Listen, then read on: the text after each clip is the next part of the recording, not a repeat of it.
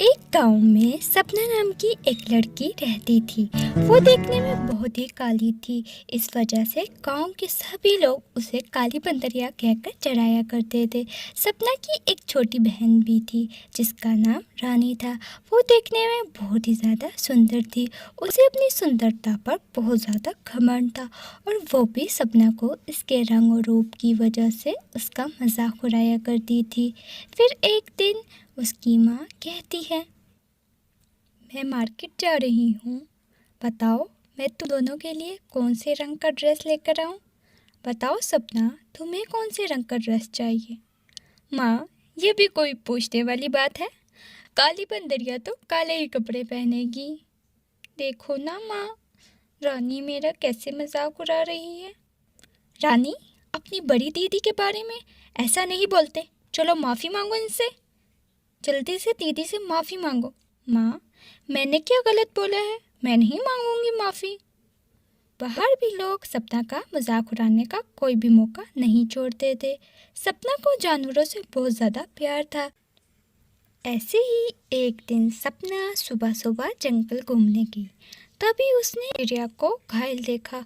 सपना को उस पर दया आई और वह फौरन उस चिड़िया को उठाकर अपने साथ अपने घर ले गई। उसने चिड़िया के पंखों में पट्टी बांधी और खाने के लिए बाजरे के दाने और पीने के लिए पानी दिया। कुछ दिनों बाद चिड़िया जब ठीक हो गई तो सपना उसे छोड़ने के लिए जंगल पहुंची। जैसे ही उसने चिड़िया को उस पेड़ के पास छोड़ा, उस चिड़िया ने एक परी का रूप ले लिया। ये देखकर सपना बहुत ज़्यादा हैरान हो गई। तभी परी बोली, मैं परी लोक की परी सुहानी परी हूँ। मैं चिड़िया का रूप लेकर आसमान में घूम रही थी। तभी एक पतंग के मांझे से घायल होकर मैं नीचे ज़मीन पर गिर गई। तुमने मेरी बहुत सेवा की है, इसलिए मैं तुम्हें इनाम में कुछ देना चाहती हूँ। ये लो, ये एक जादुई लिपस्टिक है। इसे लगाते ही तुम सुंदर बन जाओगी। साथ ही तुम इस जादुई लिपस्टिक को लगाकर जो कुछ भी बोलोगी वो सच हो जाएगा। सुहानी परी सपना को वो जादुई लिपस्टिक देखकर वहाँ से अदृश्य हो जाती है। क्या सच में जादुई लिपस्टिक मेरे काले रंग को गोरा बना देगी? अपने होठों पर लगाकर देखती हूँ।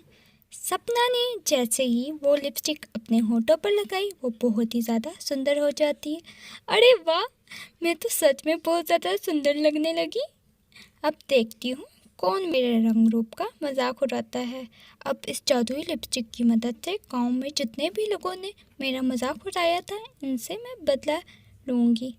सपना मन में बदले की भावना लिए जादुई लिपस्टिक को लेकर गांव की तरफ चली जाती है। सपना जादुई लिपस्टिक को लेकर गांव में पहुंचती है। तभी उसने रास्ते में देखा रेखा सच कर जा रही थी। तभी सपना वो लिपस्टिक अपने होठों पर लगाकर रेखा को 60 साल की बूढ़ी औरत बना दो। सपना के इतना कहते ही रेखा 60 साल की बूढ़ी औरत में बदल गई। ये हुई ना बात, इस रेखा की बच्ची को तो सबक सिखा दी। अब उस गोपाल की बारी जिसने मेरा मजाक उड़ाया था। फिर सपना गोपाल को ढूंढते ढूंढते उसके घर जा पहुंचती है। गोपाल घर के हॉल में बैठकर चाय पी रहा था। तभी सपना चुपके से होठों पर जादुई लिपस्टिक लगाकर बोली, गोपाल को एक पूरा भिखारी बना दो। इतना कहते ही गोपाल एक भिखारी में बदल गया। तभी सपना गोपाल की माँ को आवाज़ देते हुए बोली, आंटी जी, जल्दी से बाहर आए। देखें, ये भिखारी आपके घर में कैसे घुस आया और वो चाय और नाश्ता कर रहा है। सपना के इतने बोलते ही गोपाल की माँ कमरे से बाहर आई।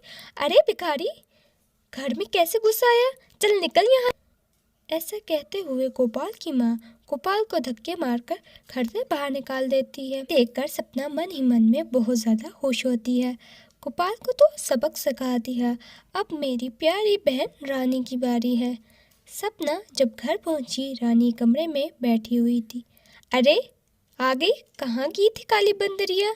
ये कहते हुए रानी ने जैसे सपना को देखा, वह हैरान हो गई। अरे तू गोरी कैसे बन गई? जल्दी से मुझे बता। अभी बताती हूँ तुझे, रुक ज़रा। फिर सपना झट से वो जादुई लिपस्टिक होठों पर लगाकर बोली, जादुई लिपस्टिक इसे काली और बदसूरत बना दो। ऐसा कहते ही रानी बदसूरत और काली लड़की में बदल गई।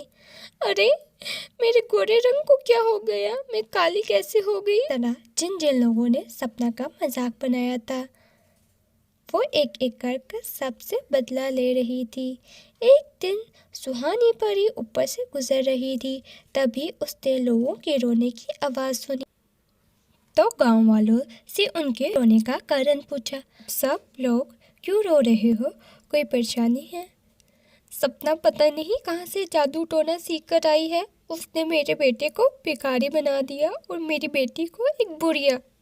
ये सुनकर परी बहुत ज़्यादा क्रोधित हो जाती है और वो तुरंत सपना के पास जाती है और बोलती है, मैंने तुम्हें अपनी जादुई लिपस्टिक लोगों को परेशान करने के लिए नहीं दिया था।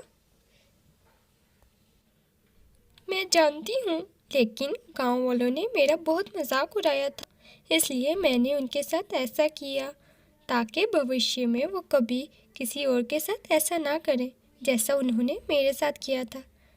लेकिन सपना, तुम्हारा ये तरीका गलत है। इनको इनकी गलती का एहसास दिलाने का। मैंने जादुई लिपस्टिक तुम्हें ये देखकर दिया था, तुम इसका उपयोग अच्छे कामों के लिए करोगी। लेकिन मैं तुम्हें एक अच्छी और नेक लड़की मानती थी, लेकिन तुमने ऐसा नहीं किया। परी की बातें सुनकर सपना को अपनी गलती का एहसास होता है। फिर सपना परी से माफ़ी मांगती है। मुझे माफ़ कर दीजिए परी जी, मुझसे बहुत बड़ी गलती हो गई। मुझे इन लोगों के साथ ऐसा नहीं करना चाहिए था। बहुत बड़ी गलती होगी। आप मुझसे जादुई लिपस्टिक वापस ले लीजिए और इन सब लोगों को पहले जैसा कर दीजिए।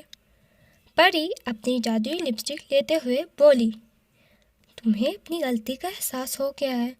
मुझे बहुत अच्छा लगा, इसलिए मैं तुम्हारे रंग रूप नहीं बदलूंगी। तुम जैसी हो वैसी ही रहोगी।